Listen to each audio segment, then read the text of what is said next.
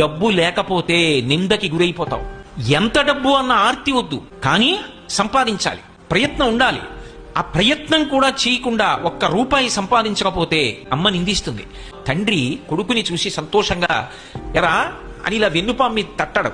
మేము కష్టపడి సంపాదిస్తాం, వీడొక్క రూపాయి తేడు. అన్నదమ్ములు మాట్లాడరు. సేవకుడు చెప్పిన పని చేయడు, ఒక్క రూపాయి ఇవ్వలేవు గాని పనులు చెప్తావా అంటాడు. భార్య కూడా ప్రియమార ఆలింగనం చేసుకోదు.